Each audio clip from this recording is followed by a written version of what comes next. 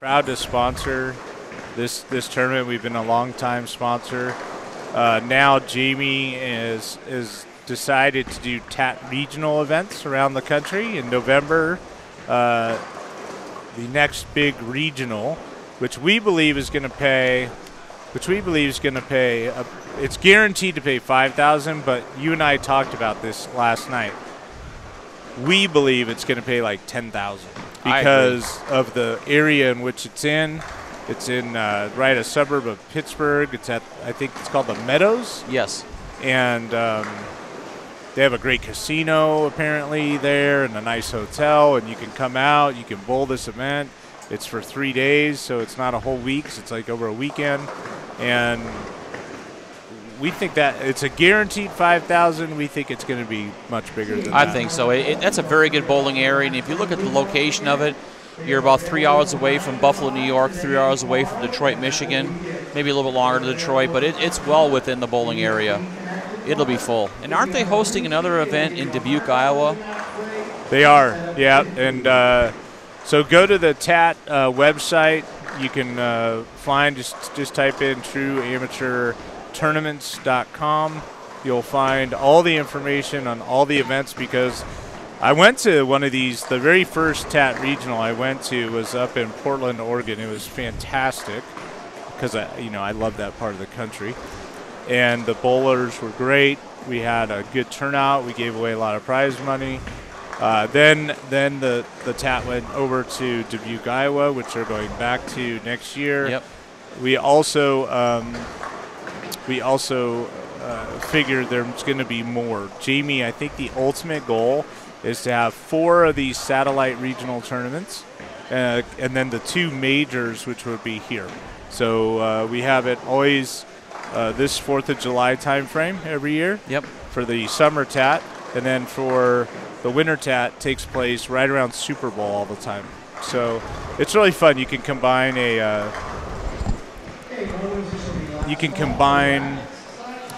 vacation with competition. It's pretty fun. Very much. And the so. Orleans is a nice place to stay too.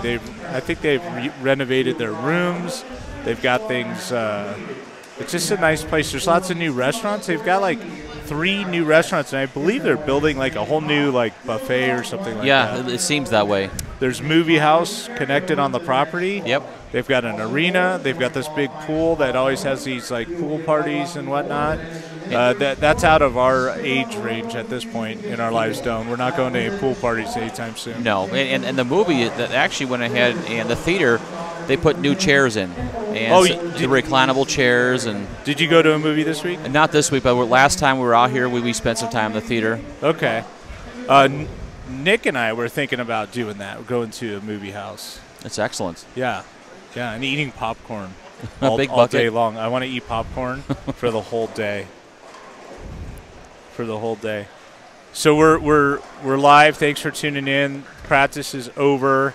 We're getting joined by soon.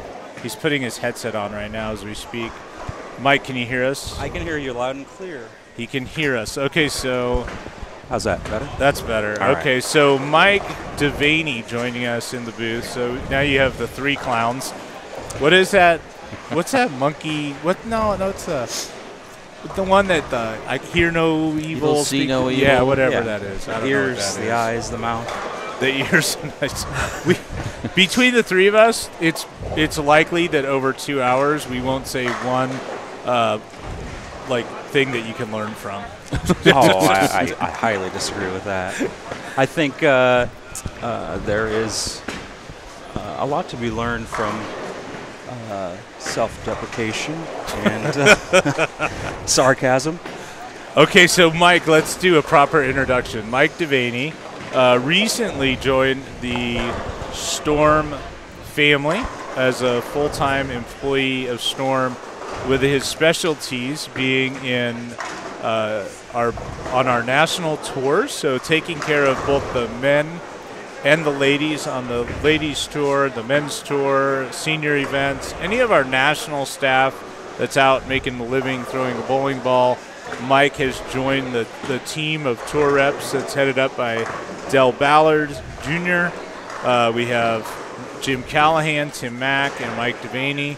Also making special guest appearances from time to time on tours, Hank Boomershine, Chris Schlemmer, and Mike, welcome to the team. Thank you. And you also have a dual role at Storm. You also handle you work with our social media manager, Blair. I do. And shout out to our girl, Blair. Hi, Blair. Hi, B. Hi, B. Blair's awesome. Blair's awesome. And Mike is assisting Blair with social media and gathering content so that our fans can get behind-the-scenes look into these players' lives on tour, and also tips. Like, I think that's so, we talk about the players and everything, but I mean, we're big at Storm into educating our bowlers on the sport of bowling at a tournament level, at a high level. If you want to learn, I think our channels provide you some good free content to just learn things. It certainly does. Yeah. And we also host like these matchmakers throughout all the territories, and all the sales reps and staff members are always willing to go ahead and help and give tips to help people improve their games. Yep. Our net is wide, and when I say that, I mean that everybody that works with our companies, with our brands, is a bowler. So, yes. And B, most of them are high-level performers at some point. Even if they weren't on the professional level, on the amateur level, collegiate level. So they all understand the game, the idiosyncrasies. There's a lot of knowledge that's passed between the individuals that work, at Storm. And I'm a student of the game. I'll never know it all. And the moment I feel like I know it all, I probably should be doing something else.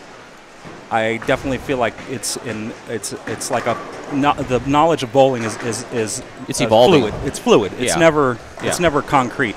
So every time I watch somebody bowl, or every time I bowl, or every time I go work one of the events where I'm fortunate enough to work with these top level players that we have on staff, I learn something, and it just goes into that knowledge bank, and it allows me to tap into it and share it with other players who may not be witnessing what's, as they're competing, they're not necessarily paying attention to what's going on around them so much as they're paying attention to themselves. So it gives me the opportunity to share that knowledge and share the information with them so they can perform better, so they can be better in the long term. It may not help them in that particular event.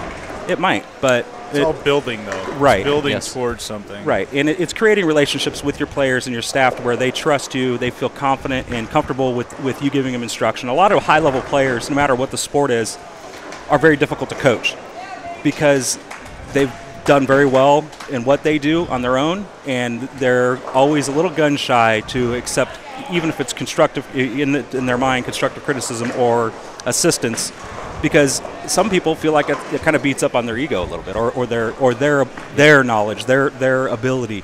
So that's a delicate balance that the tour reps have to A, support the player, but B, also give them the right amount of information and help to where you're not really necessarily beating them up and beating their confidence up. It's a very delicate balance, and I'm learning that. I've been doing it very long, so it's a learning curve for me because I'm very blunt. To a fault. Mike Devaney blunt? Yeah, so... Really? We've never heard that I've before. never seen that. So Everyone says I have to learn, especially with the ladies tour, because... Like right now, I feel like something blunt is going to No, come it's just different than dealing with the men. I've never been on the ladies tour. I've only watched a few events up until this year, so I never really understood the idiosyncrasies of that tour versus the men's tour. The men's tour, it's dog eat dog. It's if you're not jamming it in somebody, they're jamming it at you. It's just it's the way it is. The women, it's different. It's the ladies seem like they're more supportive of each other, which is kind of odd to me, being a competitor in a singles event of what bowling is. But it's much more emotional for them. It's much more.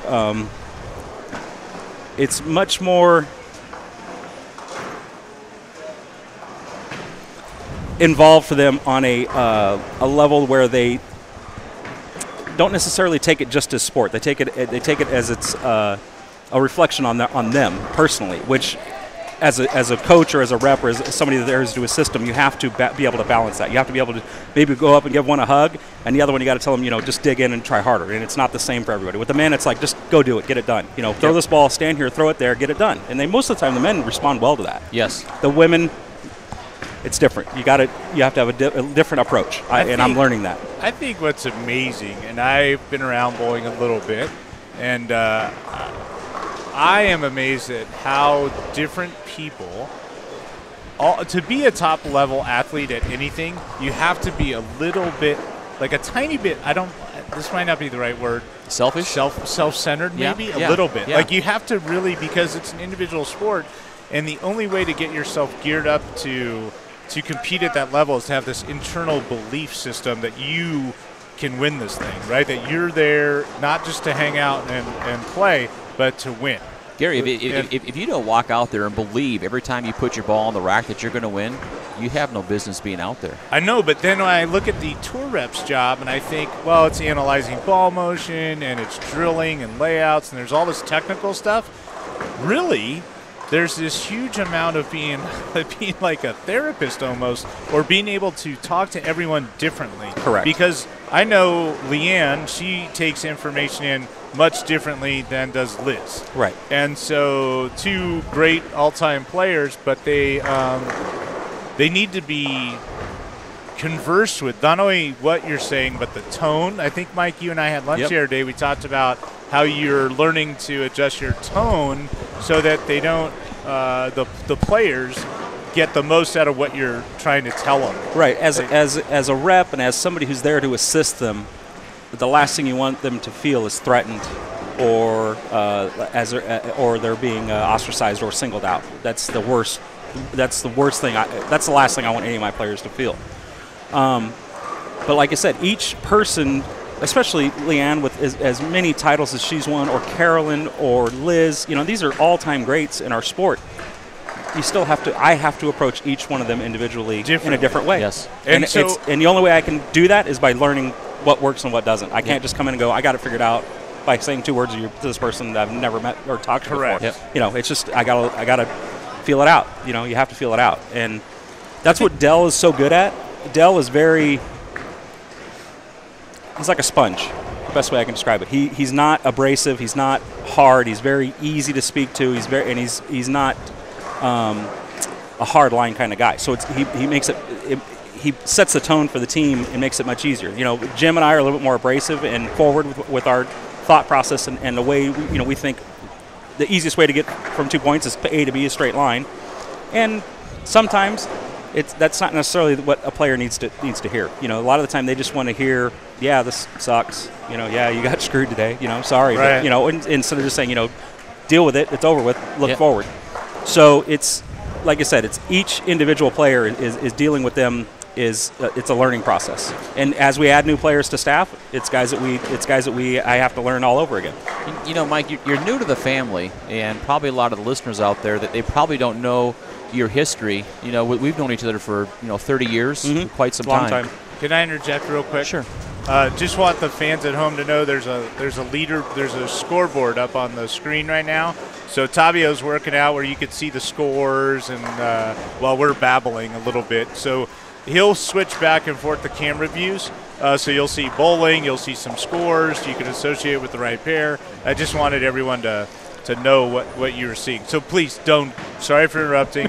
Please go back to your story with Mr. Devaney. Well, Mike has got a lot of knowledge. I met Mike actually the first time when he was bowling the Mega Bucks back in the early 90s. Yep. So Mike, if you don't mind, give everybody out there a little bit of your resume, which I feel is very impressive. Well, I'm originally from Southern California, and I started bowling. We used to have this organization out there called the PCB, Professional Coast Bowlers. It's similar to the PBA regional program. It was weekend events. I started bowling those when I was 18 years old. I came out of juniors. Back then there wasn't a lot of collegiate bowling. There definitely wasn't the scholarships and things like that there are now that the younger guys can stay in the youth ranks and earn those earn money for college. Right. Yeah. So it was, to me, I saw bowling as an opportunity to make money. I didn't really see it, use it as an educational, a tool to move forward in my education. So I started bowling professional events when I was 17, 18. I bowled those PCBs. I did relatively well in those. I was Rookie of the Year my first year in those. And then being a PCB member, you weren't considered a professional, so I could still bowl the Mega Bucks. So I bowled the High Roller, all the International Eliminator, the Mini Eliminator, Super Hoinky, all those tournaments. I bowled all those for about 4 years. Never made a top TV show or anything. Never did really good in those. And I wasn't ready at that level. Those bowlers at that time were just, they were a step ahead. It was just it's a learning process. You have to put your shoes on and go compete with the best to understand where you actually add up. Absolutely. The tour was different back then, too. Right. So in 1995, I joined the PBA. So I figured, if I'm going to be bowling these Mega Bucks and spending this kind of money, and the formats weren't really, to me, the short sprints and the single game head-to-head stuff, that didn't, in my opinion, didn't really signify or allow you to identify who actually bowled the best. To me, it was 18 games of qualifying, 24 games of match play, and what the PBA was doing. So I wanted to be a part of that. And obviously, the best bowlers in the world are PBA members, and I wanted to see where I stacked up with those guys. So I joined the PBA in 1995. I was Rookie of the Year in my region that year. I bowled a few tour stops, and quickly realized that I needed to go home and get better. It didn't take very long, about 10 or 12 tournaments. And so from 96 through 98, I just bowled regionals. I was Player of the Year in my region. I won quite a few times. I have 15 regional titles. But what my issue was not necessarily a physical game. It was just in my head. I had a sense of entitlement. I had a sense of, I'm this good and I should automatically be finishing up here and playing at this level with these players, and not really putting in the mental work that it takes. When you go out on the national tour, it's a little different now with the lack of actual segments of tour. But back then, you were away from home for 2 months at a time. You were out of your natural environment. It was very easy to get yourself into a very negative mental state if you're on the road, you're doing the same thing over and over, not really learning what you should be doing. And I kind of fell victim of that. And a lot of these young guys that go out and over the many years of the PBA, that people say, man, I can't believe that guy didn't make it. That guy throws it so good. He's physically so good. I mean, I've seen 1,000 players like that in my life, and it's not their physical game. It's what's going on upstairs. Some people just aren't cut out to live out of a suitcase and be away from home, and to stay out of the bar and to live a more productive lifestyle when you're on the road. It's very easy to just kind of, I'm done for the day, let's go hang out at the bar. I'm done for the day, let's go to the casino. I'm done for the day, let's go do this. So, which is fun if you do it once in a while, but if you start making it your everyday, you start having problems. Absolutely. So, I necessarily I felt I didn't allow myself to learn properly. I knew it all. I was young and I just had it all figured out. And I quickly realized that I didn't have it figured out, and I needed to get better. So I went home, went and saw a sports psychologist, read a lot of sports self-help books of how to mentally prepare and how to mentally handle loss, defeat. Winning, you don't learn anything when you win. I can tell you that right now. When I win tournaments, I win, okay, cool, it's great. I made the money, I'm good, I'm out of here, go home. But when I lose, and when you defeat, it's how you handle the losses and the defeats, and how you are able to process that so you can come back the next day or you can come back the next week. That's what these great players that we see that never quite get there, that's where they don't handle the loss. They don't understand how to process the defeat in a learning method. All these bowlers that are here bowling this event, how many entries did they come up with so far? There's about 600 total bowlers. Bodies, okay. So bowling thousands of entries. So we have 600 bodies here. One person's going to win. Yes. You got 599 are going to walk out of here going, dang. So you're going to lose. 99.9% of the events you're going to bowl, unless you're Pete or Belmo. I mean, there's just, there's a couple guys out there. And even then, when they don't win, they're upset. Yep. And they win 20% of the events they bowl. So it's how you handle defeat, loss, and process that properly, which allows you to improve. And it took me many years to figure that out. And some people don't figure it out. And they just don't, they don't have the tools or they don't have the access to information to allow themselves to learn that. And everybody's brain's different. We're all a little bit different. some people just, I have to win all the time, and I can't. I'm not even going to bowl anymore. Screw it. I kind of think mine's perfectly balanced. Yeah, I don't think so. I bowled with you enough. I don't. The claw. The claw. Yeah. So let's move on. So from there, 95, I joined the PBA. Struggled for a few years. Come back out full when the PBA was purchased by the current regime in 2000. I decided, the price funds are all boosted. It's a full tour. I'm going to come out and start bowling again. And from that point forward, I bowled well. I started making shows. I won my first event in 2003. And I was one of the few players that never lost his exemption, never had to bowl tour trials. There was only about 10 or 12 of us that did that. I'm pretty proud of that. Very consistent throughout my career. Didn't win as much as I should have. Made quite a few shows, made about 20 shows.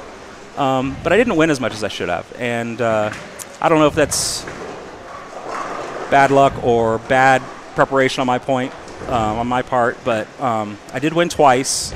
I had 4 or 5 second-place finishes. But that's the only thing I look back on where I kind of like, it stings a little bit, is not winning as much as I should have. And, you look at some guys, they've made 10 shows and they got 6 or 7 titles. It's like crazy. I can't even think of having that kind of success rate on TV because, I think on TV, though, there is a bit of there's a bit of good fortune that kind of has to go your way. Because I look at someone like a Brian LeClaire, right? Mm-hmm. Brian, has he won a PBA national championship on the regular tour? Brian never won on the regular tour. Right. No. Now he's dominating on the senior tour, and right. he's getting those championships. And I know he almost just won that. Mm-hmm. I think they had a plastic ball event or something like that a few weeks ago. He finished second again. But here's a guy that's, this guy is a really great player. Things that just didn't go his way when he competed on TV. Right. I think some of it is a bit of luck, to be honest. And I don't know. I think it is. The more times you can get on TV, obviously increases these odds of winning and all that stuff. But, Leanne always says, well, you got to get there, and then you don't know what's going to happen after that, right? You don't know. I mean, Brian's nickname on tour was, we called him Lucky because he was not lucky. Not lucky. It was just a brutally unlucky guy when it came to bowling, and it would just never seem to swing. The pendulum never seemed to swing in his favor.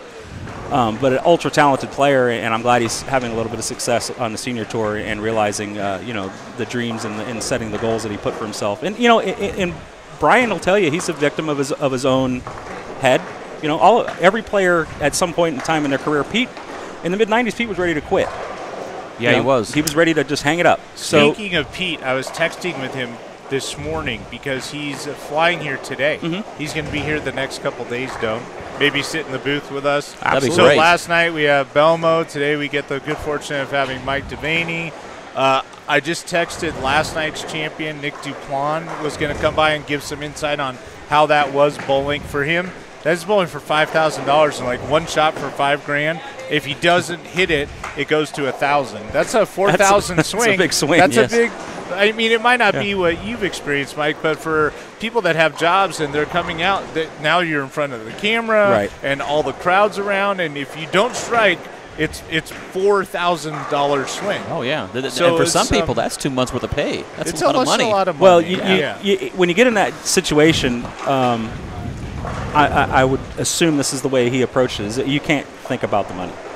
You'll never get it off your hand. Well, that's why we're bringing it's already him there. in the booth. Right. It's already there. He's going to tell us what he was thinking about, which I'm sure is going to sound something like, because he's pretty relaxed, dude. Right. He'll be like, I didn't really think about anything. Yeah, I just threw it. I mean, you look at these guys that perform at a high level for years on end, and I guarantee you they don't think about the money. It's never about the money. It's process. And, Pete's won 5 U.S. Opens and all these major titles, and, he's not thinking, if I win the tournament, it's $100,000. He thinks that at the beginning of the week, and then it's process from there forward. He just bowls. He just throws shots. He plays to win at that point. Right. He's the ultimate. If bowling had a gambler, it's Pete. Pete's the black hat gambler guy who just puts it all on a table. He's all in, and he walks away with the money most of the time. It's been a pleasure and just a crazy experience to be able to compete against him for the majority of my career, and just see how he is able to continue to perform at a high level. At 54 he's years old. ridiculously good. I mean, it's so good. I mean, he's getting better as he's getting older. I mean, Yeah, oh my God, he's awesome. He's the things he's been able to accomplish. Throughout the different eras of bowling, from plastic balls to urethane balls to the first era of reactive balls, to the current status of the game, where the high speed and the high rev delivery is the dominant factor, and he's throwing it 14 miles an hour and still striking. Yep. Yeah. Well, when he first went on tour, he was considered a power player. Right. Now he's more of a tweener. Right. Yeah. The evolution of the game. This has changed. It's a constant change, and I talk about this to a lot of my students when I do coaching. They say, well, what era do you think? How do you think Mark Roth would do today if he was in his prime? Or how do you think Earl Anthony would do? And I said, well, they wouldn't do as well as they did back then. And the reason why I say that has no disrespect meant, but the human endeavor is we ascend our generations before us, right? If we didn't, we'd still be living in caves and trying to search for fire. We just get better. We search for fire. Right? I mean, so you have generations of people. I wanted to be better than my dad, and everybody wants. You just, not that they were not good. It's just you want to ascend. Knowledge, experience. The bowlers today are the best bowlers that have ever existed, and in 10 years they'll be better than the guys that are the best today. It's just the way it is. Baseball. Look at it's like that in all aspects of life. Correct. Yep. Doctors are better today. Yep. Yes. Everything is gets better. Right. You see today's youth. Even watching Junior Gold, these young people, they're highly versatile. Mm-hmm. They can hook it. They can throw it straight back in the tour days in the early 90s, late 80s. You had one game. One game. Right. They were great at it, but everybody was one game. They were very good at that, their skill. But the kids today, they're multiverse. Right.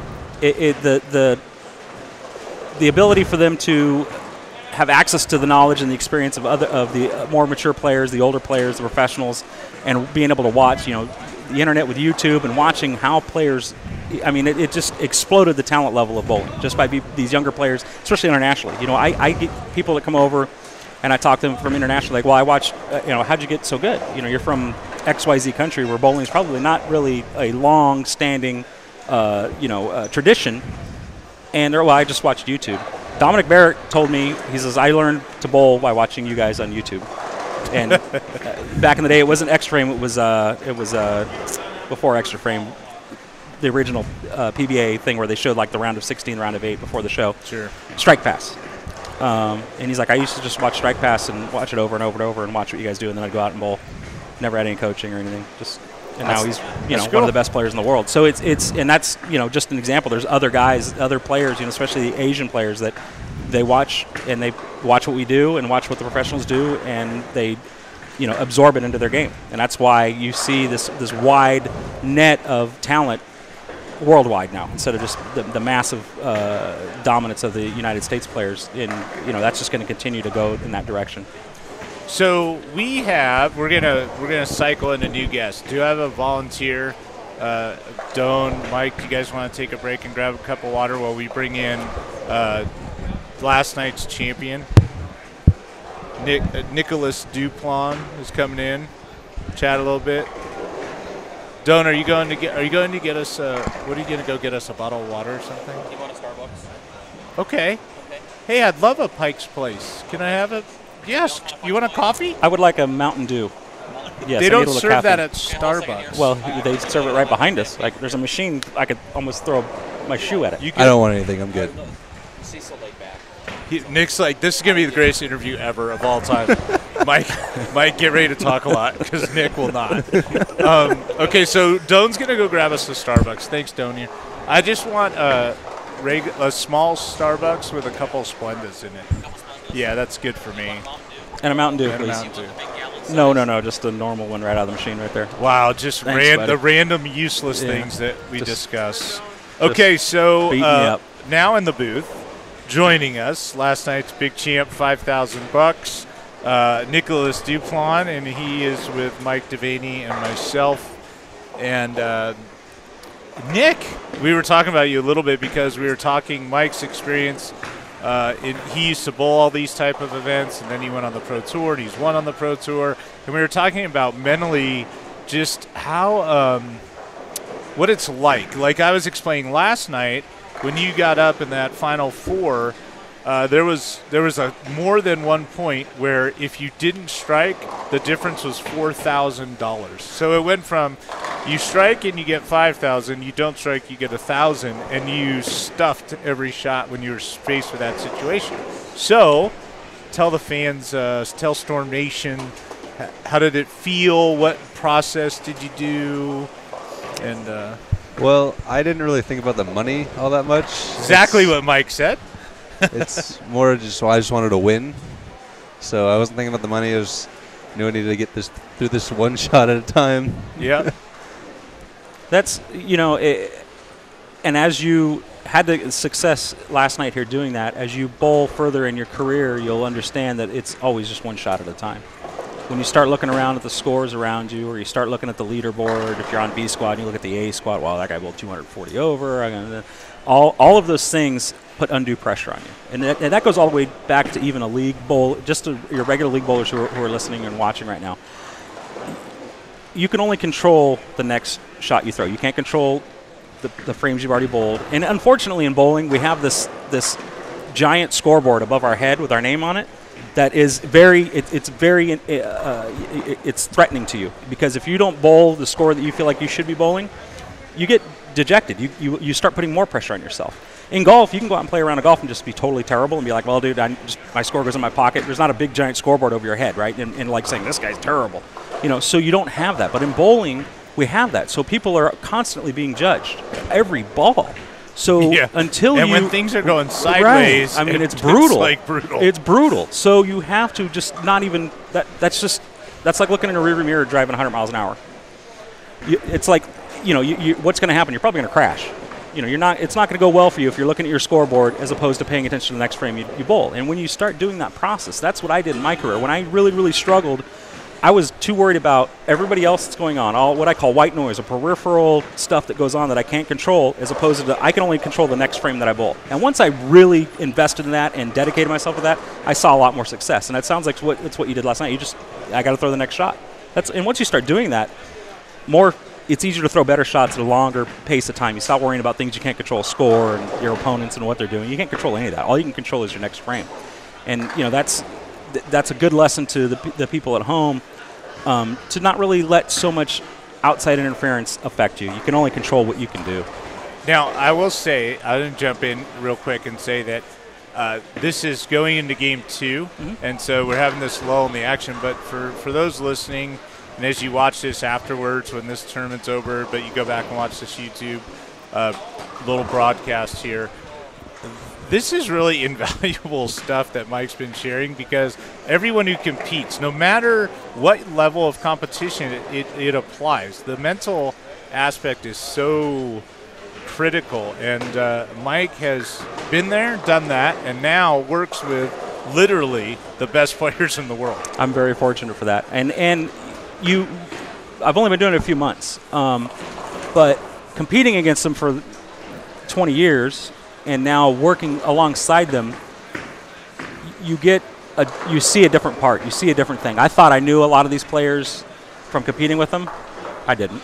Yeah, you were in your own world. Yeah. You were trying to beat them. Right, you're trying to, so it's very different.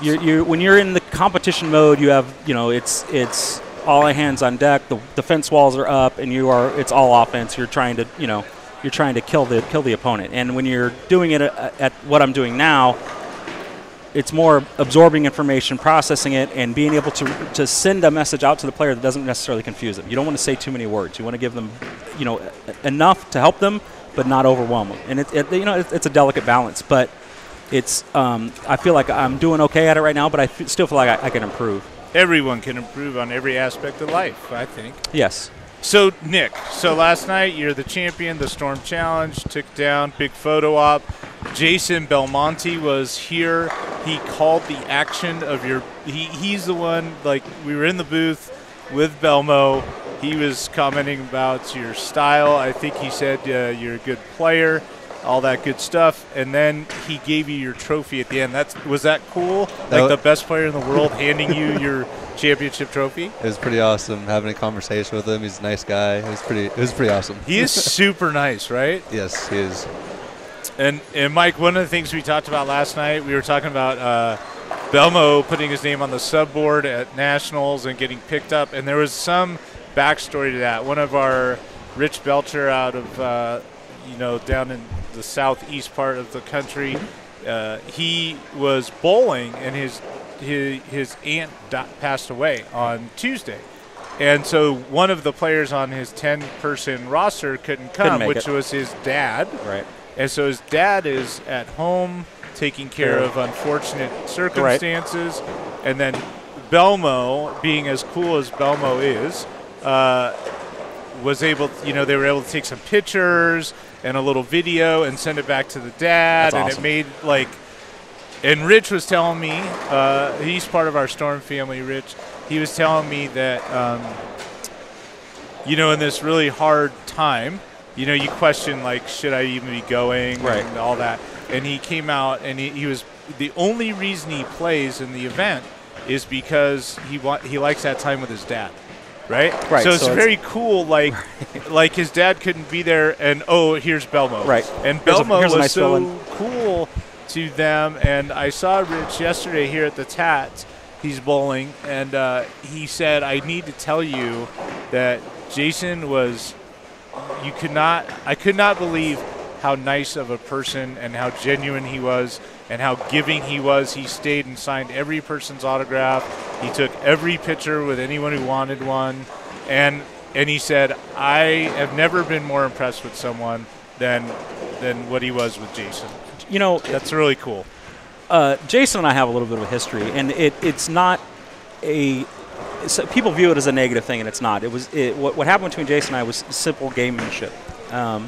And when you're at the pro level and you're trying to get an edge on somebody, you're going to generally do anything you can to try to get in their head. So maybe for about a week I was in Jason's head, and then he ascended to this level of that nobody's ever seen before, and I kind of wallow where I belong. But he is his own brand. He is his own force. He has his own gravitational pull. People are they just go to him. They gravitate to him, and it's awesome to see what the eyeballs he brings to our sport.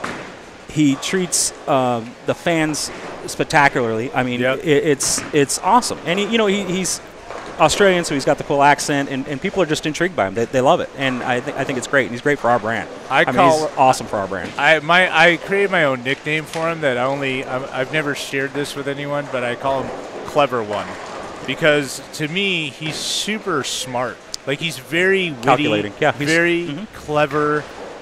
He does things very properly. Like when he does something and it puts his name on his, or the name on that brand, whether it's the Storm brand or Belmo, he is on point. Right. He does a great job, and if he's not going to do a great job, he just won't mess with it. It's like it has to be great or nothing else. So. He has definitely paved a way for players, the next generation of players, of ways that they should handle their off the lanes activities.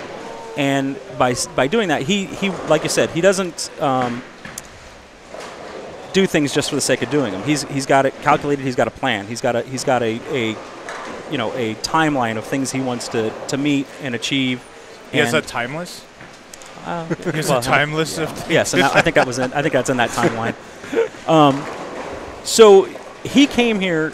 It's probably been 10 years. He's probably been here 10 years bowling on the PBA tour. And when he got here, his game plan was to be the best bowler in the world. He said that. He showed up the first week and said, I'm here to compete with the best bowlers in the world and to be the best bowler in the world. And he did it. When you're a kid and you're bowling juniors and you're doing whatever, you think, I someday want to compete with the best in the world. And, maybe there's some delusional ones that think they're going to be the best one in the world, but there is only one. And for somebody to say they're going to do it and to do it is pretty impressive. I mean, it is cool. And to have this plan, I'm going to do it for this amount of time. I'm going to be here. I'm going to be there. I'm going to be there. And he's done it. It's amazing. It reminds you a bit of Tiger Woods in the early days, how focused Tiger was with Like, he totally had the vision, like, you know, what he was going to achieve. And that's the difference. He was like, I'm going to achieve these things. It's almost like the bowling didn't matter. And when I say that, it was like, no matter how hard, what the lane conditions were, the tournament, he just, here's point A, I got to get to point B, I'm there, and I'm going to go. It was, he had a direct line to the top, and it didn't really matter. Yeah, the playing field right. didn't matter. He just bulldozed right through that. I mean, he wins the Masters throwing urethane ball.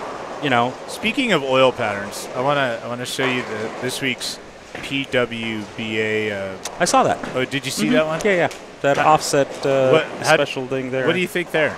How do you like that one? Tetris? Does it remind you of Tetris? It like, looks kind of like a flag. What I don't know. Are there names for this?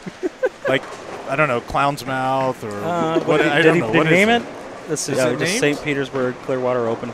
Tetris pattern? I don't know. What is it? I can't see the load data. It's a little blurry. What is it? Oil distance is 40 feet. Right. So what you want to look for when you're looking at this, if anybody wants to pull up this, where can they find this?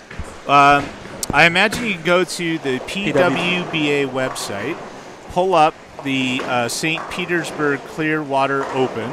Look for the oil pattern. And then look up, there's an oil pattern button, and you'll see this really unique thing. Now, Mike can break this down for us, because to me, when I look at it, I think, what the heck is that? So when you're looking at these, first of all, looking at the graph, I could just paint birds on there. Birds? It doesn't. It doesn't. You're looking at it in two.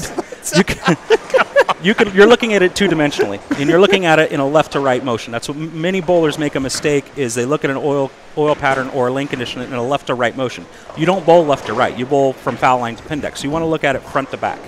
So as you look at it front to back, that's where you come over into the load data, and it tells you 2-2s are, and how far the 2-2s are down the lane dictate pattern difficulty. So the lesser 2-2s that you'll see, as far as load data, so you see two left to 2 right up here on the forward pass, right? Yeah. You'll see 5 loads. They start at 4 feet and go to 11 feet. That's the first 2-2. So that's not very far down the lane. So when you start putting oil 2-2s further down the lane, we talk 24 feet down the lane, you start getting a much more difficult pattern because it creates the hang spot outside of target. Okay. Right.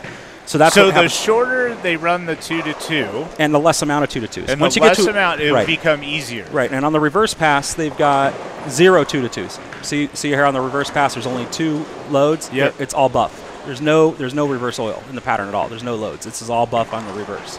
So there's only 4 2-2s. So with this being said, I haven't looked at the scores today, and I don't know what the lane surfaces that they're bowling on, but I would assume the scoring pace is going to be a little bit more elevated versus what they have been bowling on, because they've been brutally very difficult for the ladies all season. Okay, so this is really important.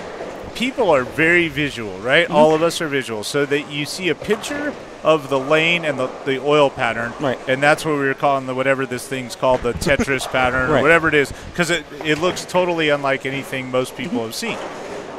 You're saying, hey, listen, as tempting as it is to look at that, don't look at that. Learn how to read the data in the loads. Let me ask you this question. This will answer what you're asking me. When you look at that, where does it tell you to play? When you look at the graph, not the loads. Well, this tells me that I should just go home and not play. That's what that tells me. Because I look at that and go, what? I don't know. So the normal person's going to look and say, well, there's plenty of hook outside of 5, so I'm gonna start somewhere 6, 7, 8. It's a 40-foot pattern. Right. So that's the first trap. When you look at almost every one of these graphs, they all look like they should be easy. Yeah, they look like they're going to hook to the that easy. Right. They're not, because of where the buff of the oil is. So you see where the buff of the oil is at 40 feet? Yeah. Even though it's not applying oil there, it's pushing oil down there. So it's causing your ball not to slow down soon enough. It's creating OB. So you have to play here. I would say the ladies are probably playing pretty direct, up 8, 9, 10, and the ones who can hook it are probably playing 15 to about 4 or 5. They're not getting the ball outside of 4 or 5. And that's why I rarely look at the graph, because the graph always tells you, wow, they're easy at 10. Every pattern, it doesn't matter. This is what I'm saying for the people listening and getting this lesson from you who knows this stuff. Most everyone I've ever watched, they go up when the pattern's posted and they look at the picture. All right. And it's easier. You're just saying, don't look at the picture. You got to look at the data. Right. Look at the data. The data. The things you want to look for at the top. Obviously, the distance. You want to look at the reverse drop brush as well, because that tells you how far the buff line is. And you want to look at total volume of oil. 28 mils. That's a lot of oil. A lot of oil. Right? And Leanne said they were playing pretty tight. Right. A lot of oil. Anything 23 is about average. If you get down under 20, that's light. Under today's bowling balls, with today's aggressive bowling balls, anything under 20 is pretty light. Your ball's going to hook a lot. You're going to use shiny balls, weaker balls. You get into the 22, 23, 24, it's pretty average. And you start getting up close to 30, that's a lot of oil. On the PBA tour, they've had as much as 36 mils. The ball just skids all the way down the lane. So a high rev player on the like the PBA, the men's side, they're very high rev players. Right. They get their ball to get the motion, but if that was put out for a league shot, would anyone see their ball hook? If there's 36 mils? It depends on the shape. If it's flat, no, nobody will get a hook. If it's 36 mils in the middle and there's nothing outside of 10. Oh, they're dead. Yeah. But if it's if it's flat, relatively flat, you're looking. The things you want to look for, going back to this, is the milliliters of oil, the distance, the pattern load data, and down here the ratio. Right. The ratio is 2.8 to 1 on the left, 1.7 to 1 on the right. So with that telling me, the left should play pretty good this week because they've got a little bit more help on the lane. But once any of these ratios, when they get under 3 to 1, the pattern's pretty flat. You have to have a game plan and understand transition is going to happen pretty rapidly when you have especially under a 2 to 1 ratio. This is 1.7 to 1. This is almost flat. So it's, even though you look at the graph and go, wow, there's some help there, but in reality, there's not enough oil in the heads right here where the wall kind of looks like it's going to be to get the ball down the lane. You're not going to be able to get the ball down the lane from out, so they're going to have to play the second zone in, somewhere around 10, and then it's really flat there. If you look at 10, it's really flat there. They're not going to be able to use that right there, that free hook spot. It'll develop. Now we're 5 games into the tournament. Here's the updated scores. Danielle McEwen's 200 over. There you go. Shannon O'Keefe, Steph Johnson. The scores are tremendously high compared to what they have every other pattern. When I look at this pattern, the pitcher, I would have thought, I don't know, they're horrible impossible. Scores. Who knows? No. But after you broke it down and now you're looking at scores, man, this is the highest scoring week they've had all year. Right. Yeah. So, and the pattern looks the most complicated. So once again, I should just sit on my couch at home. Don't look at the picture. Don't look at the picture. Don't look at the picture. And with that being said, for the many of our listeners are amateur bowlers, our league bowlers, even the very good scratch, local, part-time, regional kind of guy. Always let your ball be your guide. Your ball is never going to lie to you. You're going to lie to yourself. You're going to let this graph lie to you. You're going to let all these other things give you improper information. Yeah. Your ball won't lie to you. You roll the ball down the lane and it goes through the face, you need to make an adjustment. Yeah, don't sit there and tell yourself, well, I got to throw it better. That's the one thing. Or I have to play this part of the lane. The graph says I have to play here. I have to play 8, even if my ball goes high every time. Right. So they go through the face for 2.5 games, and they're 60 under for 2, and they go, well, I moved into third arrow, and I bowled 80 over the last 3, and I barely missed. Why did it take you 2 games to do that? Well, the graph or this or that or somebody else. And it's once you simplify it, it gets easier. And when you make it way more complicated, is when it gets way harder. When Pete throws his ball down the lane, if it doesn't look good, he moves. He doesn't think at all. He just shuts it off. I throw it, that sucked, I'm moving. Throw it, that looks good, and I'm going to do it 27 times in a row. And he throws it great, 25 out of 27 shots. Once he sees what he needs to see, game on.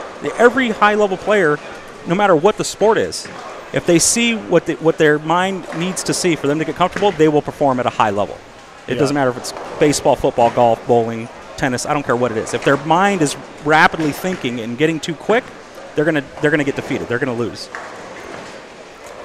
Xavier wants to know if this tournament is in Las Vegas. Yes, we are at the Orleans, the newly renovated Orleans. Beautiful. It is beautiful. They got this cool masking you can see in the background, which is the Las Vegas skyline with a nice red sunset. It's very cool. And Mr. Kaufman, Daryl, his whole team do an amazing job here hosting all these big events. The TAT group with Jamie and everyone, they do an amazing job. So it's like just this really world-class event for amateur players. And if you've never bowled the TAT, Nick, do you think people should come bowl this tournament? It's great. I I started 3 years ago and have not missed one since. It's very fun. Yeah, you have a good time in Vegas. You bowl well, of course. You made the finals the first day that you tried your qualifying round, your 3 games. You snuck in with a 670 or something series, somewhere around there, but you bowled a nice last game to get to that number. And we thought you had a chance. You're right on that bubble of making it or not making it for that day. And that's something to let you know, too, at home, is that this event, you're competing on that day. And so all week long, each day it's its own like little mini tournament to make it into Sunday's finals. Yeah, it's a daily qualifier versus your own group, either by age or by your average. There's a handicap division, there's a scratch division, and there's age groups as well. So there's quite a few different ways you can qualify, and every day is basically a new shot. Yep, just to get into Sunday's finals, and then on Sunday we know this: one of the people that made it is going home with 20 grand. Right. We know that. It's a fact and set in stone. Set in stone. And so since you already qualified, are you going to continue to try to get some buys or anything? Are you going to continue to bowl, or are you just going to take it easy? I'm bowling a couple more squads just to stay loose. Stay loose. Yeah. And bracket action. Maybe. Yeah. That's what we used to do. Back when I used to bowl these, if you made it early in the tournament, you'd keep bowling either for side action or bracket action, or try to get a better, because you do buys and stuff. So you can still get leader of the day too. Right. There's a bonus for that, or is that you get buys, or is there or money for that, or both? It's like $250. Oh, okay. Yeah. So yeah, there's still reasons to keep coming back even if you qualify early. But very fun. All the people are very nice that I've met. Storm's great. Thank you. Thank you. We appreciate your support. We know that you throw, I don't know, do you throw exclusively Storm? Or Rotogrip? Yeah. Storm and Rotogrip. You don't have any other balls in your bag companies? No other balls. Good. Thank you. We appreciate your support. Absolutely. You're even wearing one of our nice little new shirts today. That's pretty cool. So I arrived right when the squad got on the floor. This is a 4-game qualifier? Or 3. It's a 3-game qualifying round. This is the second game. Okay. And you could see the scoring pace. Scores are pretty high on this pair that we're sitting right in front of here, these two pairs. Typically, this pair is not a very high-scoring pair. 17-18 is no good? Typically. It's not great. Are they bowling on fresh oil, or is this a leftover? No, so here's the deal. They bowled the VIP sweeper this morning. Right. And now this is the residue from that. That's a 2-game. Yep, that was a 2-game sweeper. Okay, so there's been 2 games of play on it. They've got a little bit of play on this. Now, I want to ask your professional opinion on this, Mike, because I have my opinion, which I think I think I have a bit of a clue, but you would certainly know the answer to this. Last night, for the Storm Challenge, they run the house shot. Okay. And then after that ended, which was 10 or so, 10:30 at night, whatever it was, then there's still open play, pushing oil all around and down the lane. So this morning they come in and they strip only one time. So I believe on Fridays about this time, the lanes are about as easy as they're going to be, because I believe there's a little residue left over. That you can't just strip all the memory out of the house shot in one pass. Is that do you buy into that or not? So let's reverse engineer this a little bit. Since this place is open 24 hours, yep, I would assume that once the tournament is over for the day, they're probably done at 11. The latest squad is probably done at 11 or so, right? Yeah. There's still 8 or 9 hours of play that's happening on these lanes. Are they doing the lanes, or are they just leaving what's out there? They leave, like specifically last night, they left the house shot out. They run the house shot, they leave the house shot, open play comes in, they bowl. They don't do the lanes again until this morning before the sweep. Okay, so with that said, the days previous, this is the tournament pattern. This is not the house shot. This is the tournament pattern. Is this what's being left out there every night until the next day, or are they putting the house shot out when this thing is over? They're not putting the house shot so out. They just leave then it. Yes, then today would probably be I would assume would be the highest scoring round for the VIP and this first squad. Yeah. Just because of house memory, because house shots put more oil in the middle. You have to double strip a lane to get it completely clean. Yeah. And and it doesn't take much. I'm not saying they're not getting the lane clean, but it's just a little bit of help. It gets you that one extra strike a game in between a spare strike. You got a 3-bagger. That's 20 pins a game. That's 60 pins for a 3-game series. That pushes the scores up very high. Yep. It doesn't take much. It doesn't. And you have a pretty good field here of bowlers who are going to exploit the lane condition if it's a little easier. They're going to take advantage of it. And that absolutely matters. It absolutely matters. Mr. Clark right in front of us in 17-18 is dominating this pair. Got a 270 Early going open, here. and now he's going sheet on it. He can bowl a bit. So my theory holds true. Today, now after this is another squad of qualifying that is not on the re-oil. So they have another burn squad. They even get better, right? Right. That'll be people that can hook it. Right. They're going to move in and even people that throw it straight because there's going to be built-in friction and a little bit of help and a little bit of oil in front of the pocket. Yeah. Yep. It should be pretty high scoring. Now, was the VIP throughout the entire building? Yes. Okay, so then you're going to have a somewhat of an equal amount of play on all the pairs. If it was only like maybe half the house and then you got like 30 fresh lanes and 30, then it gets a little tricky. No, we're full right now. Right. 70 lanes. But this morning was full as well. Yes. Okay, so yeah, that should be pretty relatively consistent throughout the building. Got a urethane ball going down the lane over there on 16. Too weak. All right, so let's do a trivia question for some sort of a prize. We do have some new jerseys that just came into Storm. Actually, I'm wearing one of them today. I don't know what it's called because it's brand new. It looks good, though. Yeah, it makes me look thin, so I like that. No, it doesn't. It doesn't make me look thin. It's the pants. So we need to find a trivia question, and why don't you come up with it? You've been a student of the game now. What we did with Belmo last night, the trivia question was, and we gave away a timeless because Belmo was in the booth. Right. We said what was he's won 4 Masters. Can you name the cities and the name of the bowling centers where those were won? Now, because you're in the booth, maybe you've won 2 PBA national championships and about 15 or so regionals, right? Right. You've won? We will go through the regional ones. I don't remember where those were. Let's go with the trivia question being Mike Devaney. He's won 2 PBA national events. Type in the city and the name of the bowling center. How about that? That Is works. That fair? Yeah. And then we'll go through all the right answers, and we'll randomly select a winner, and you'll win a New Jersey, and we'll send you some good stuff. Send you some good stuff. A little prize pack. So yeah. So go ahead, and I will. We go by my cell phone, and it's 12:05 on my phone. Well, I don't know where it is wherever you're watching, but we've got 12:05, 12:06 now. Let's give people about I don't know. We'll give them till it says 12:12 on my time. We're giving away the Storm Stinger jersey. It looks like Steve Klemkin is modeling on our website if you want to see what it looks like. So go to stormbowling.com. It's called the Storm Stinger. Sells for $55. It's an expensive jersey. Yeah, it's a nice one. It's a nice jersey. And so we're giving it away free to one lucky fan that can name Mike Devaney's cities where he's won his 2 championships at, and the name of the bowling center as well. You have approximately 6 minutes left.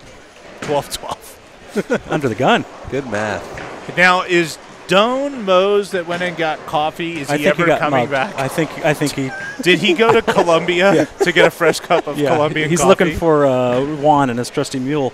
Yeah. Juan Valdez. You remember those commercials? I remember. And Rocio, our friend Rocio, she is from there, and she brings coffee occasionally, the real good stuff from Colombia. It's great, yeah. We're talking about coffee. Yeah, I was going to say, it's not the coffee beans on the top with the real good stuff? No, it's just coffee, and it's amazing. It's coffee, I promise. I love my Rocio. I miss her. I haven't get to talk to her much because she was bowling like her country's like national championships, which I think they won. They had last week. Something. They had I think it was a Central American champion. They were in Guatemala bowling something, but it was just the South American and Central American teams bowling. Where was she winning last week? That's what I want to know. That was that thing. That thing, yeah. And then this week she'll be winning somewhere else in the country or over the world or something. Hey, like speak that. of the. Oh, yeah, hey, well, look at thank you, sir. Doan made it back with a cup All right. of coffee. It's cold, but it's good. Hey, did you say hello to Juan Valdez when you were down there? We were talking that maybe you got sidetracked. Did you go to Colombia to get the Did you coffee? go to Colombia to get the coffee? I petted the ass for a little bit. Jeez. Doan. Oh, boy. So we had 277 over there on 19. And we've got potential 250 going here on 17. Some good scores here right in front of us. Hey, A we couple didn't good get to ones. say goodbye to yeah. Nick. Give him his headset Yeah, back, Doan. you're not getting out of here that easy, man. So Nick Dupuan is now that Juan Valdez came back with our coffee, Nick is getting booted from He's the off booth. the hot seat. He's off the hot seat. So fans, we want to say, hey, thanks for the Congratulations last night and good luck the rest of the way. Thank you. Yep. Get ready to go bowl the next squad. Are you going to bowl You next going one? to the next one? Yes. All right. Good luck and congratulations again, Nicholas. Yep. Let's get Juan in here. I think Sorry about that, guys. The line was long. I might. Yeah. Thanks. Whatever. It's now lunchtime, so we will trade our coffee. And hey, Doan, can you go get us a Gatorade? Yeah.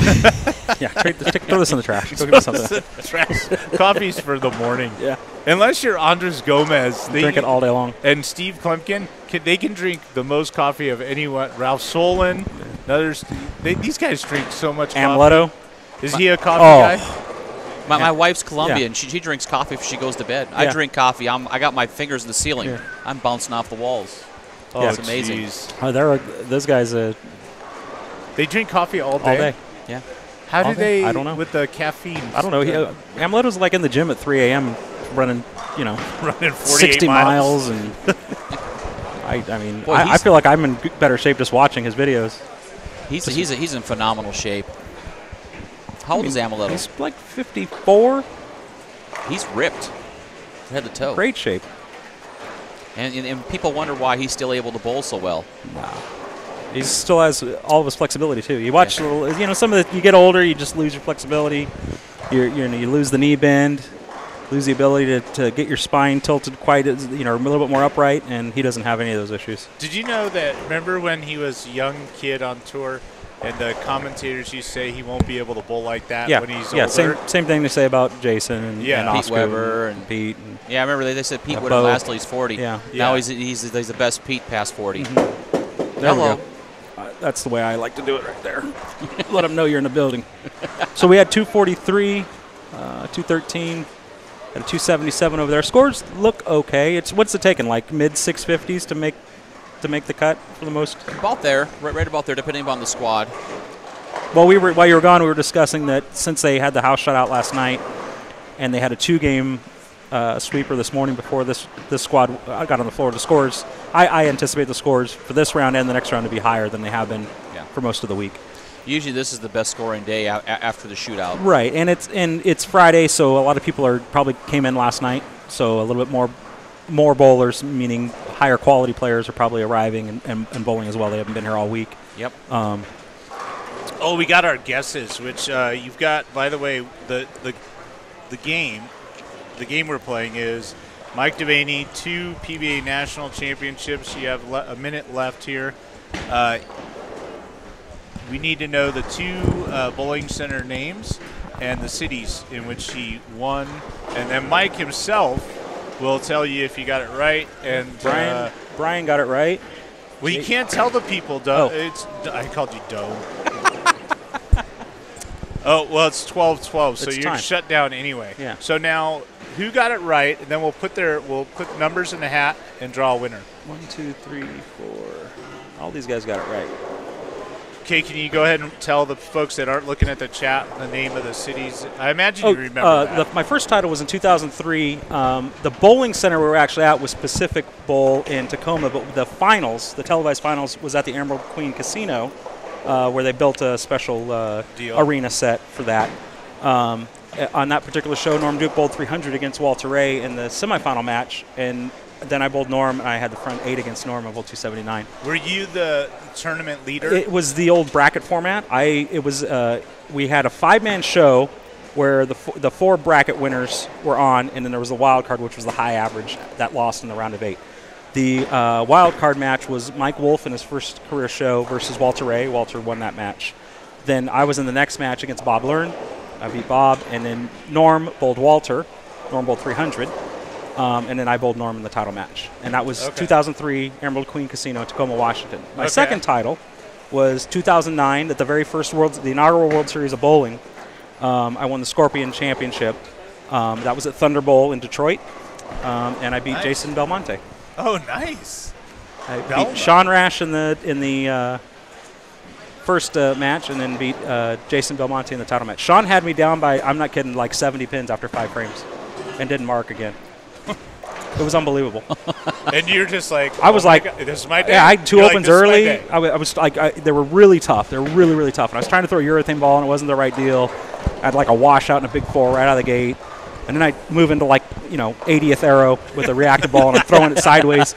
And Sean's got like spare 3-bagger, and we go to spare 3-bagger spare, and we go to commercial, and I'm down. I'm down 60-something pins, and we come out of the commercial break. He splits, then I catch a double, and he splits again. Then he missed a spare.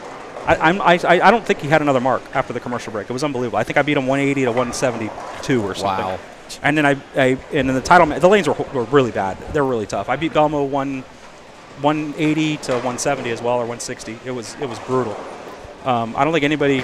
I think Belmo bowled barely over 200 the first game of the show, and then it was just a downward death spiral for scores after that. Did you think that your ball rule being rather unique, that when you matched up very well? Yeah, like the U.S. Open, back on the old flat pattern U.S. Open, I made 2 shows in the U.S. Open, and I finished, when they only took 4, when it was at Carolier in New Jersey, I finished 5th in back-to-back years as well. So I was, the harder they got, it seemed like my ball did okay. It was very predictable. The toughest thing for me was the easier they got, the harder it was for me. Like did you ball Cheetah's the only pattern I never made a TV show on. Okay. I made all the flat patterns, any other animal pattern, whatever. I made shows on. Never made it on Cheetah. It was never really close. Made a couple round of 8s and just got ran over. But was That's never. because Eugene was throwing it like 712 miles an hour. Well, I don't think I ever bowled Eugene in a round of. I lost to David Traber on Cheetah pattern in a round of 8. I lost to Mike Wolf. I lost to. I made a few round 8s and lost. Bill O'Neill beat me once.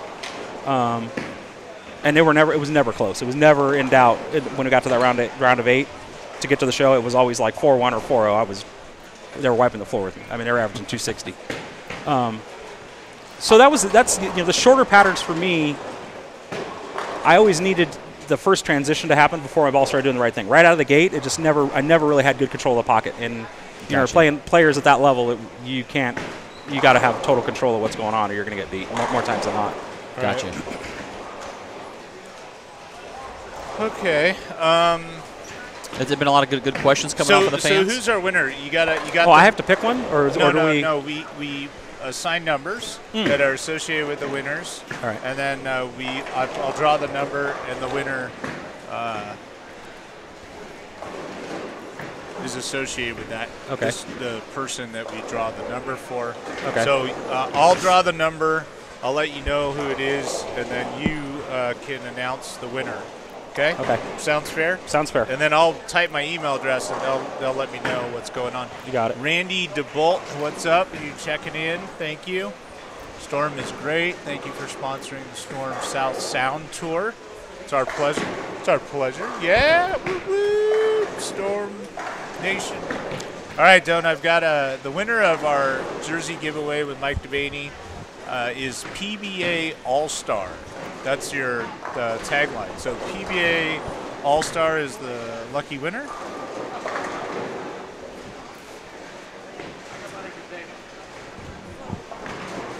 And I'm typing in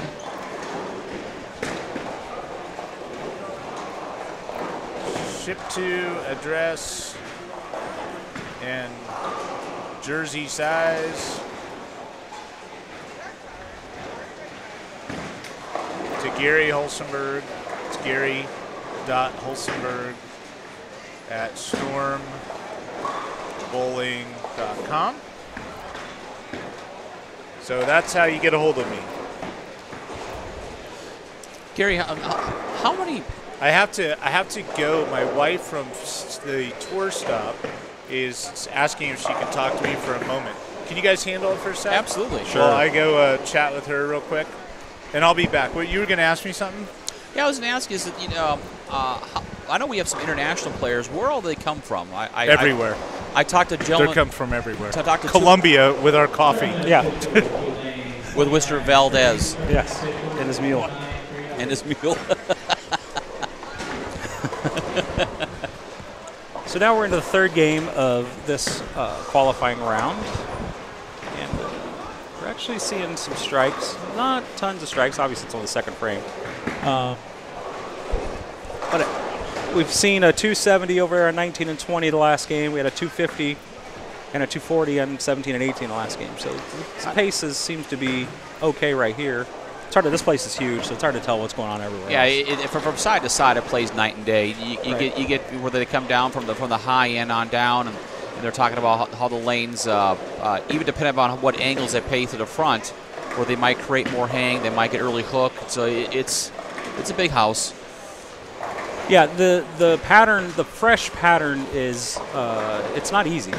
I saw the pattern and the load information. We have access to that with Storm. But once it transitions, it should open up pretty good. It should allow, especially this next session, you should see some pretty good scores. The oil will push down lane. They'll have a little bit of oil in front of the pocket. They'll have some hold, and that should free up their swings and allow them to make a little bit better shots. Did Gary talk about the pattern as far as how they played from the start of the week to current? He didn't say much about that. The first part of the week, the first squads, but the fresh pattern gets out. It's starting to develop. Forcing the track area, or you can play out and really keep a very tight angle to the front part of the lane. Where we've seen something very unique is the third day in. A lot of bowlers were throwing urethane and doing very well. It was quite amazing. Right. Well, with the pitch black and a lot of the other urethane balls that are on the market now, they're extremely aggressive in the front part of the lane. Yes, they are. They obviously don't change direction down lane, but if you have enough surface on them, you can shut your angles down, and they still go through the pins pretty good. So as long as your angles aren't too wide, you're going to have decent carry. And if your angles are shut down and you're using a ball that doesn't over-respond to any dry part of the lane, you're going to have a little bit more consistency pair to pair. That's generally what bowlers do when they start using urethane balls. There's two reasons. A, they're trying to control the back end of the pattern, or they're trying to control the friction on the pattern. Or B, they're trying to blend pair to pair out because they're getting too much over-under or just inconsistent ball reaction from lane to lane and pair to pair. Absolutely. If you have a big enough rev rate and you can get the urethane ball to go through the pins the right way, it's a good option. Even though there's plenty of oil in the lane to use reactive balls, you can also use urethane, use those short angles. Yeah, you don't want to open up too much. You'll see. I'm assuming there'll be some bowlers here, two-handers or guys that have bigger rev rates that'll be able to open the pattern up, especially after there's been a couple games of play on them. But generally. This field, the rev rates are more average, not moderate. Super high. Yeah, pretty moderate. So their angles are going to be the lane. This guy's got a pin down on 18. Yes, he does. Their angles are going to be a little bit tighter. The lanes aren't going to transition as rapidly as they do with a higher rev rate field. So they're going to have to be a little bit more diligent about playing the front of the pattern, which is very difficult for the lesser experienced player to understand how to play a pattern from front to back as opposed to left to right. Yep. When we bowl league or we go to just a normal house shot, the friction is defined and the oil line is defined, and it's generally there's friction to the right, there's oil to the left, and the oil to the left is almost all the way to the pins, and the friction to the right is almost all the way to the pins. So it's very defined. So bowlers learn to look for ball reaction left to right. Yes. When you start bowling on these flatter patterns where it's a anything under a 3-to-1 ratio and when I say 3-to-1 ratio, the amount of oil on the center board versus the amount of oil on the first board that has oil applied to, which is the second board on any bowling center, they don't oil the first board because they don't oil running over into the gutter. Right. So the first board never has any oil on. So it's from the second board to the center board. There's only a 3-to-1 ratio means there's 3 times the amount of oil on those boards. So you're not getting a huge, it seems like 3-to-1's a lot. but it's really not. When you compare house shots, they're 12 to 1, 14 to 1 in some places. I mean, you've got a mountain of oil in the middle, very little on the outside. So ball reaction becomes visually left to right. Yes. And as soon as you experience these flatter patterns, left to right, this seems like there's a mountain of oil to the right and there's no help to the left because you're looking for ball reaction left to right as opposed to front to back. If you feel like you have no control, you feel like you have no area to the right, and you feel like you have no hold, what that tells me as a pro tour rep is that your ball is going too far down the lane. You're not using enough surface, and you're trying to play the back part of the pattern as opposed to playing the front part of the pattern. Right. The more surface you use, the ball will slow down. It'll read the mid lane more. It'll be more forgiving. So anybody at home who bowls on a sport pattern or starts encountering these more difficult lane conditions, and they feel like they have no area left or right, it's because your ball's traveling too far down the lane. You're using a ball with too little surface, it's too shiny, or the ball itself is too weak. You need a stronger ball, an asymmetrical ball, a ball with more surface that'll give you more control of the pocket. That's what I tell every one of my students. I don't care if they're a 160 average or a 230 average or a pro bowler. You have to control the pocket first. Yes. Once you get control of the pocket, then all of your adjustments and your ball changes and everything that happens from there make more sense. If you don't have control of the pocket, you're just guessing. You're fishing. Agree. So it's always get control of the pocket. Don't worry about scoring pace. Don't worry about your pin carry. Once you're hitting the 1-3 consistently, then the adjustments that you need to make become a little bit more clear. If you're not consistently hitting the pocket, it doesn't matter what your carry is. You're not going to throw strikes. You're going to have a lot of splits. So once bowlers start encountering these more difficult patterns more often and understanding their ball has to hook closer to them, the key is getting your ball to hook closer to you. When you watch the pro bowlers on the tour, you watch Belmonte or Marshall Kent, or even Pete for that matter, it seems like their ball goes 40 feet and makes a left turn. Right? It just seems like it just skids all the way down the lane, gets out to about 6, and just goes dead left. In reality, their ball is hooking earlier than you realize. Their ball is actually starting its hook before the arrows, and it's a gradual banana-shaped hook. Visually, it looks like it's a hockey stick, but for them, it's a banana-shaped hook. Yep. So when bowlers, when our fans and our league bowlers look at it, they're trying to get their ball to go 40 feet and go dead left. It's not going to happen because A, the rev rate isn't as much, and B, they're probably using a ball that works good on a house shot, which generally on these flatter patterns is too weak. It's too shiny. Yeah. It's not going to respond. It's going to go too far before it responds, and when it does exit the oil pattern at 40 feet or 39 feet or whatever, it's going to go dead left, or it's going to be so far to the right, it's going to be in the OB. Or another thing you see with the flatter patterns, that they use they overflare, use way too much flare, and the ball burns up fast. I mean, you have to control your flare in order to control your break point, and you're absolutely right. Most of the bowlers, they come here with their house ball arsenal, and it's difficult. Bowlers definitely need to have, if you're any kind of tournament player, you need to have your house ball arsenal, and you need to have an arsenal that you take on for when you head out to bowl tournaments. Absolutely. The balls, like I don't bowl league very often or run house shots, but when I do, the balls that I use in my tournaments, they're useless for the most part. They just don't work. They're too smooth. They don't create enough angle off the dry. And when I bowl on a house shot, the balls I use on a house shot generally don't work when I bowl my tournaments because it's just and you're playing two different games. Yes. It's like taking your entire set of golf clubs and going and playing a pitch and putt, and you got you got your driver, your 3-wood, and you got no use for all these clubs. So you have to understand the environment in which you're playing. You have to have an arsenal. You have to build an arsenal. It's not having 4 balls that are drilled exactly the same way and they're all shiny. Yep. That's not an arsenal. That's 4 balls that are shiny. That's pretty much that's unfortunately the same part of the lane. Right. So you have to, and yes, there's going to be times where you're going to go buy a bowling ball in a pro shop, and it's going to be really dull, and it's going to be an asymmetrical ball, and you're going to throw it on a house shot, and it's not going to roll good, and you're going to be like, well, this ball sucks. No, the ball doesn't suck. It's a tool. Yes. When I hire a plumber and he comes to my house and he's got 3 tools, or I hire a guy and he's got a whole truckload, I'm probably going to pay the guy that's got a truckload of tools that's going to get the job done the right way. That's the way I look at it. Bowling ball is simply a tool for you to get the job done.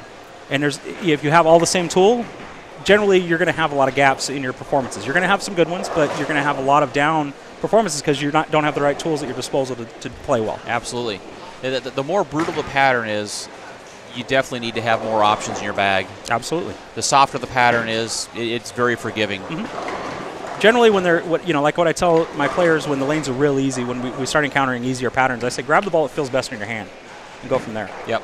Just get one that feels the best in your hand, let it go, and see, and then we'll make an adjustment from there. Because, sometimes we bowl these extra frame events or we bowl, tour events, and I'll have some of my players say, I can strike with six different balls. Which one do I need to use? Your favorite? I don't know. Yeah. Which one's your favorite? Which one feels best in your hand? Oh, okay. that's a, that you don't know. You just don't know until the competition starts happening, until you start seeing transition. You don't really know. And sometimes the patterns are so easy, just like your house shot, where you can throw 7 different balls and they all strike.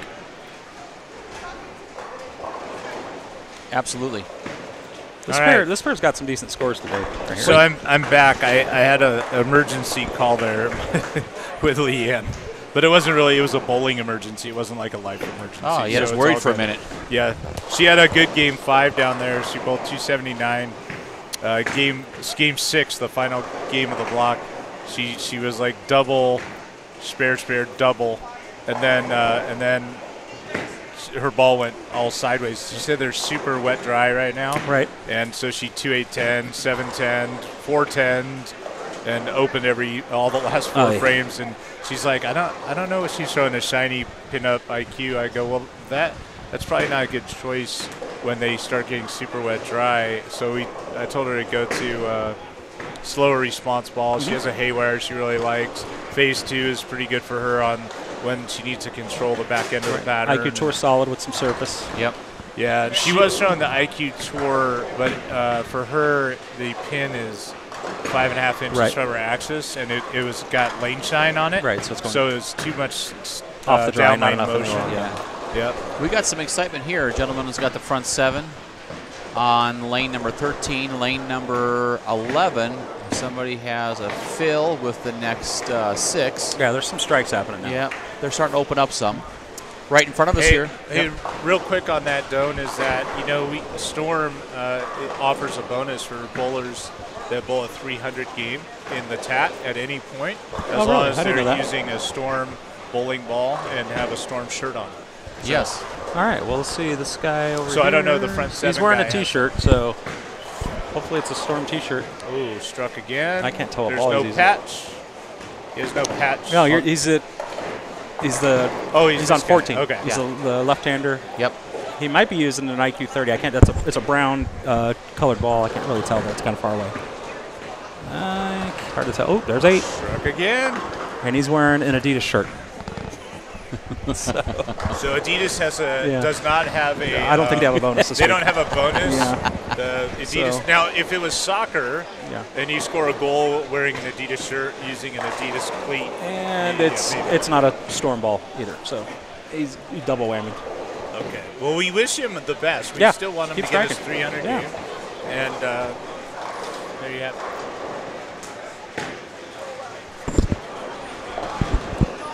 So is this Storm 300, 800? Is that Peter Potter? I think that's Peter, our friend Peter. I don't know your handle, my friend, but he says surgery went well. See you in January. I believe it's Peter. And if it is, Peter, thanks for tuning in, and speedy recovery. Can't wait to have you back. Peter helps us out. He's a big Storm supporter. He helps us at our military events. When we do those twice a year out here in Las Vegas, and he's always helping us, always helping the Storm Nation. He's a good friend of ours. Yep, he says, yep, he is in. Yepper. Well, I'm glad he's healing well. That's good news. Fine, good in there.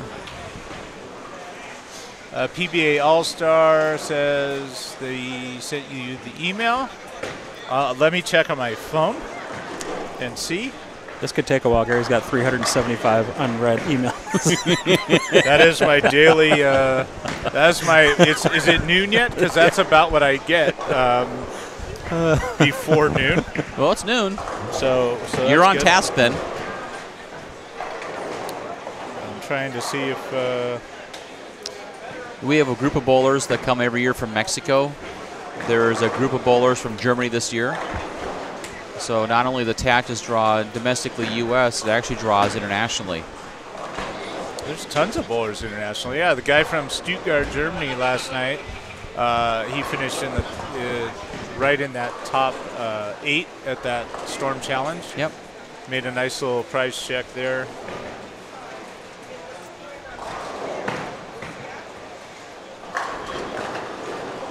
PBA All-Star, I don't know if I can't see the email in here. Now, hold on. I'm going to go back and Is your name Bowling this month? I don't think so. No. Okay, I don't have your email yet. It's gary.holsenberg@stormbowling.com. Somebody wants to know, is 146 a good score for a 12-year-old that started in February? It's excellent. Yeah. That's a great score. Yeah, it's fantastic. Bowling, by the way, I know that people say, oh, bowling around home is easy. I think those are the jaded old guys that are like, oh, the game's too easy now. Bowling is not an easy thing. No. I mean, if you just think about the physical approach, you're doing an athletic movement with your lower body, trying to coordinate with the upper body while you are swinging an object that weighs a good percentage of your body weight. I mean, there's a lot of moving parts. There's a lot of moving parts, and things go awry pretty easily. And so, I think for a young kid getting into the sport and they're bowling 140 after only a few months being in the sport, I think is very good. That's excellent. My opinion. Of all the sanctioned bowlers in the United States, less than 10% average above 190. Yep. So 90% of the people out there struggle to throw a 3-bagger. I asked the great. That's not an easy. It's not an easy game. I asked the great Dick Weber one time, where we're sitting around just having a little conversation, and I asked him what he saw different between today's patterns and the patterns back when he was bowling competitively on tour, and he felt the patterns were actually easier back in the 60s and 50s and 70s. He said, but with the bowling balls and pins, they were more difficult to knock over. He said it was easy to get into the pocket, right, but it was more difficult to carry. Absolutely. Oh, there wasn't the constant adjustments that you have to make in today's game. Yes. Once you got lined up in those days, you could pretty much kind of camp out there for a while. How many times have we all been bowling and all of a sudden you get lost and your ball doesn't read? I mean, every time. It doesn't read. It's horrible. Before, I remember bowling when I was a youth player in some tournaments, and adjustments were very simple. Not today. So, as the bowling balls have gotten better and the players have gotten better, both. Ed, our tournament director, just came up and said, hey, do our cameras move because we have a bowler that's about to bowl 300, down a few pairs, Josh from the Pittsburgh area, and I told him, no, our cameras do not move. They are stationary. They are stationary, and good luck to Josh. So as the balls have gotten better, as technology has advanced with the ability to make bowling balls more center heavy, more porous, more dynamic, and the bowlers get better and smarter and more experienced, the give is the lane commission. Yeah. So if you go back to the 60s or even the 70s, everybody was using 3-piece balls. They're either using hard rubber balls, wooden rackets. Same thing. wooden sticks. So as you go back to the 60s and 70s, when you have the rosy colored glasses, that people are looking back at the history of bowling and saying, well, Dick Weber and Billy Hardwick and these guys were so much better than the bowlers today. It's not you're comparing. It's not even apples and oranges. Right. It's just a different game. Yes. The bowling balls were not dynamic. The lanes were. Yeah. Back then they had shellac and lacquer lanes, which the surface was so porous. It made the balls hook. Absolutely. It was soft. It was like tree sap. Yes. And then they had to get rid of the shellac and the lacquer because of the fire code. It was a fire hazard. Yes. Bowling centers were going up like tinderbox. So Roman candles. Right. So that's why they went to the urethane coated lane surfaces. Urethane coating is much denser. It's not flammable or less flammable, and the hard rubber and the polyester bowling balls stopped hooking. They went dead straight. And when you can look back at the timeline of especially on the PBA tour. You can look at it and see as soon as Mark Roth started bowling good is when they started using urethane lane coatings. Yes. Because he could generate the power. Yes. When he went to tournaments that were still it was in that transitional period where they went to centers that had shellac or the old fallback shot, he never won. Nope. He couldn't. His ball was hooking. He couldn't get control of his ball. It was funny. I was talking to Bo Burton about the same thing, and he brought the same topic up, and he also added that they put the Christmas tree in. And he said they would carve that into the actual lane surface. They certainly would. They would carve it. If you went to an AMF house that played between 5 and 10, the Brunswick houses played between 10 and 15. It was their. It's just the way it was. Lenny Nicholson taught me about that. Yeah. Back. That's how they carved the lane. Ago. They'd get the machine out that cut the wood on the lane to resurface it, and they'd cut it deeper right in those spots where the ball got into a trough. It was a little depression in the lane. So you can't tell me that there wasn't help. Horsehairs. Right. I mean, how many fishing stories, line? Yeah. How many stories have we heard? I love listening to all the old lane men talk. I mean, the stories they have are just unbelievable. What great history. Yeah. So there's always been tricks, help. Yep. Advantage. You know what Tim Mack and I were chatting about this week with the USBC Nationals and whatnot going on. I think that the national pattern played very hard, in my opinion. The USBCs that are going on, they just concluded. I just bowled it 2 days ago. Yeah, the team event was brutal. Yeah. The team event was like the old World Team Challenge patterns. Balls hooked off the lane. Yeah, I thought they were pretty challenging. We were just talking about how our strategy was we used urethane, like pitch blacks and stuff. That was what most of our teammates tried to throw and kind of keep it in play and stay out of trouble and hopefully make spares and stuff. Right. And so no matter like how good the balls get, the oil pattern still dictates whether or not you can even use the ball. Yeah. Right? You can't. I couldn't throw a Sherlock on team event or something. No, hook off the lane. Yeah. Unless I want to make the 7-pin. The oil pattern dictates pace and equipment that's going to be used. As you increase the amount of oil, you increase the amount of volatility in the oil pattern. If you put out a 12 microliter pattern, generally everybody's going to be throwing urethane and plastic balls. Yes. Because the reactive urethane bowling balls are just going to be way too aggressive. They're going to be hard to control. As you increase the amount of oil on a lane, when you get up into the 20, like this ladies pattern that we were looking at earlier was 28 mils, or some of the PBA patterns are over 30 mils of oil, that environment becomes less static. It becomes more volatile because bowlers are then encouraged or allowed to use the higher, more porous, more absorbing cover stock bowling balls like a Sherlock or, any high performance ball that's wants to absorb that oil. It wants to create a footprint between the ball surface and the lane bed, and it has to cut through the oil to do that. And the only way it does it is it absorbs that oil, pulls it off the lane. So now you have maybe one guy's doing that at 10 on one pair. He's bowling his 10 minutes of practice, and the other 3 guys on his pair are doing that at 17. Now you have inconsistent ball reaction. If you were to lower that oil amount down to 10, 12 mils, everybody would be forced to play where the lane dictates you to play. Agreed. And when I say that is the house characteristic, and that's how it was from the 60s and 70s. But with that said, the caveat of that is it's an awfully boring way to play. I like it now. I have 10, 8, however many balls I take to a tournament, I have options in my arsenal. I can say, well, I'm going to throw this one with the pin close to my axis. It's a little shiny. I'm going to play right on the dry. I'm going to play between 5 and 10. But I can also get into this Sherlock, and I can play between 3rd and 4th arrow and play in the oil line. Then I'm creating my own destiny. It's my own strategy, my own destiny, and if I'm forced to play one part of the lane and my ball roll doesn't match up to it, I'm going to bowl however many games of that tournament and just be beating my head into a wall. Now you have options, and if you apply yourself and learn what the options are, you'll be a much better and much more consistent performer. Absolutely.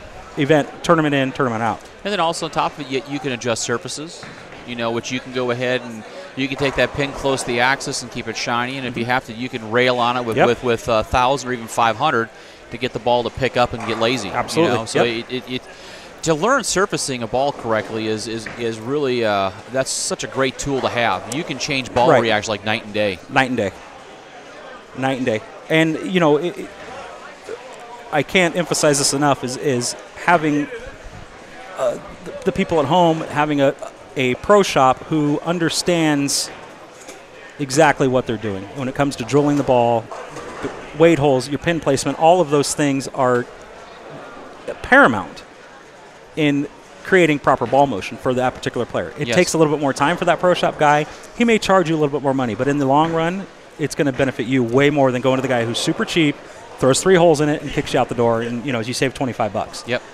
Go support the guy who charges a little bit more, takes a little bit extra time, understands your game, is willing to work with you, versus the cheap guy. Yeah, and ask questions. I mean, Yeah. Generally your pro shop operators, they want to teach you. They want to educate you.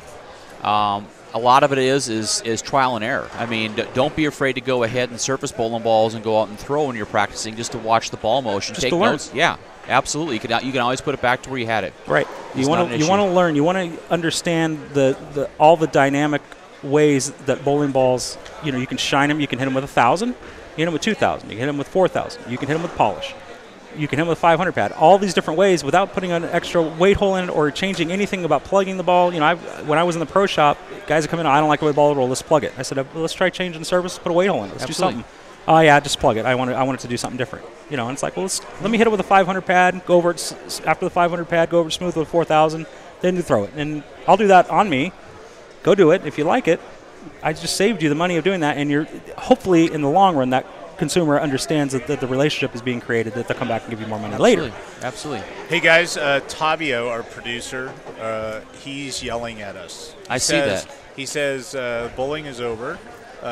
Stop talking. I'm hungry. And- He wants to feed. And come back and watch us tomorrow. And also, remember on Sunday, we're giving away all the money. And you want to come and watch the broadcast and see that action. It'll be very compelling. People bowling for a lot of money. It'd be really fun. Tomorrow, we're going to do another prize giveaway. We'll also probably have another special guest in the booth. I think his name is Pete Weber. So, Pete Weber, if you want to listen to Pete Weber's comments on our sport, tune in tomorrow. Tavio, are we doing tomorrow at the same time, 11 o'clock? So 11 o'clock qualifying squad tomorrow with Pete Weber will be in the booth hanging out and giving his insight on the sport of bowling, just like Mike did. Mike, thank you so much. Thank you for having me. Thank you, Mike. I You enjoyed did it. a great job. Coming over Excellent. Thank and educating our fans. This video will wind up getting a lot of views on our YouTube playlist. What we found when we do these is oftentimes by the next day there'll be 10,000 views of people tuning in and watching. I think for our fans, if you were to tune in and listen to the advice that Mike shared, this is the same advice that he's giving to the best players in the world. It is. So you can there's something to learn about this. There's no hidden today's. secrets out there. I mean, it's pretty much an open book. Right. Yep. Yeah, I would definitely don't hold back special information just for Jason Belmonte and Sure. Pete Weber. And unless they hand you So- a big check or something. Well, like that. it's not even about that. It's just to me, it's about we're a large community, even though bowling is in the grand scope of things isn't that big, but it's shareware. The information goes. It's a two-way street to me. That's how I try to approach it. Well, as far as our company, we're very transparent. I mean, we want to teach people. We want to see the people enjoy our sport at whatever level they want to compete at, where they want to go out and just bowl once a week with their buddies, just Right. to teach them how to pick some spares and do basic moves, or if you want to become a great player and actually try to participate and bowl for a living. Yep. We're here to help everybody. Also, if anybody's watching and they want to go to my fan page on Facebook and they can shoot me questions there. I'm accessible there. Just look for Mike Devaney. What's the page? How do they find you? If they just look for Mike Devaney on Facebook, they'll see my athlete page, and Okay. you can just start following me there. Then they can message me and send me questions or anything in regarding. Do you have any other social media platforms like Snapchat or Twitter? I don't use Snap. Well, working with Blair, I do the Snapchat. I do Twitter. We do a lot of Instagram, but it's all through the brand pages. It's through the Yes. Storm and the Rotary pages. Well, so. you know what they are? What are they? I don't know. That's what I'm asking. Oh, what are? Just it's really easy to find. Just look for Storm Bowling, and you'll find them on any of the platforms, or Rotor Grip as well. You'll find them on any of the platforms.